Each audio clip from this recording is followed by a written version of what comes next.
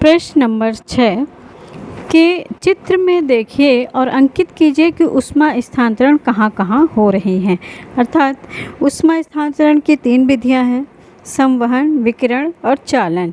तो एक हमें चित्र दिया गया है और इसमें हमें देखकर बताना है कि किन विधियों द्वारा ऊष्मा का स्थानांतरण कहाँ कहाँ हो रहा है। तो आइए इसका उत्तर हम जानते हैं कि ऊष्मा का स्थानांतरण कहाँ पे और किस विधि से हो रहा है। यह चित्र है, इसमें एक चाय का पतीला चढ़ा हुआ है जिसमें पानी है, नीचे उसकी लौ जा रही है। तो इसमें हमें बताना है कि कहाँ पे चालन प्रक्रिया हो रही है, कहाँ पे विकिरण प्रक्रिया हो रही है और कहाँ पे संवहन प्रक्रिया हो रही है। यानी ऊष्मा का स्थानांतरण यहाँ पे तीनों विधियों से हो रहा है, तो कहाँ कहाँ पे हो रहा है। तो आइए इसका उत्तर जानते हैं।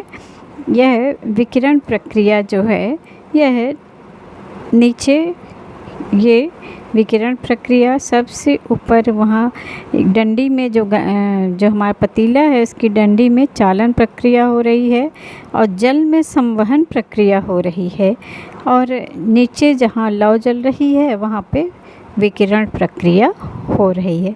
इस तरह से इसमें तीनों प्रक्रियाएं हो रही हैं, चालन, संवहन और विकिरण। प्रश्न नंबर 7 गर्म जलवायु वाले स्थानों में यह सलाह दी जाती है कि घरों की बाहरी दीवारों को सफ़ेद रंग में रंगा जाए। तो इसको हमें समझाना है। तो ऐसा क्यों कहा जाता है?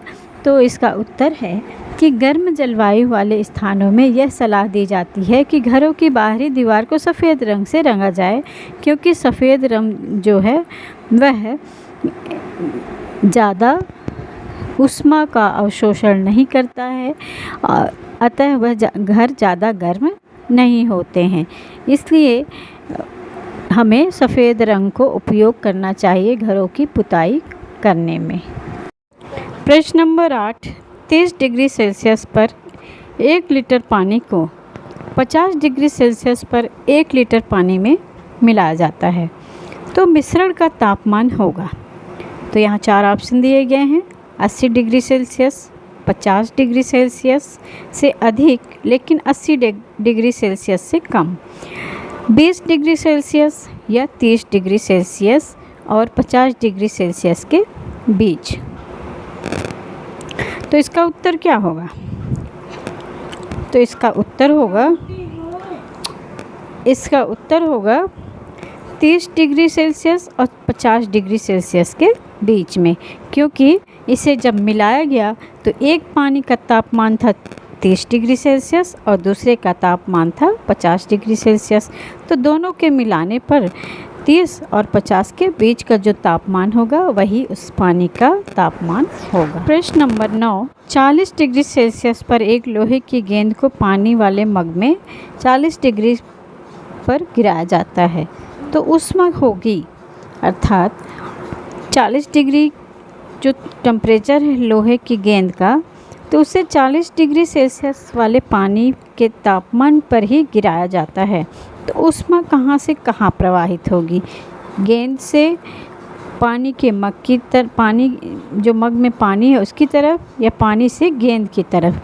तो इसका ऑप्शन यहाँ 4 दिया गया है, लोहे के गोले से जल में प्रवाहित होगी, या लोहे के गोले से पानी में, या पानी से लोहे के गोले में प्रवाहित नहीं होती है, पानी से लोहे के गोले की ओर प्रवाहित होना, या दोनों के तापमान में वृद्धि।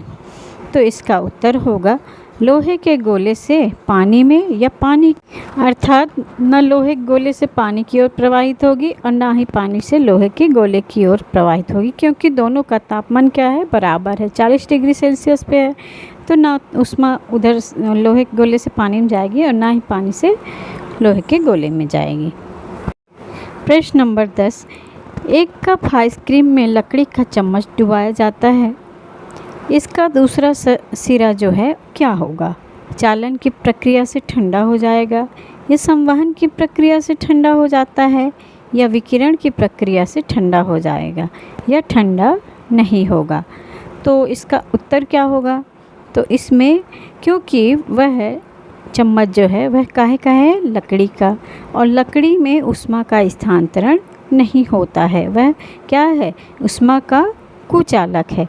इसलिए उसमें न तो संवहन विधि से ऊष्मा का स्थानांतरण होगा, न चालन, और न ही विकिरण विधि से, अर्थात चम्मच ठंडा नहीं होता है।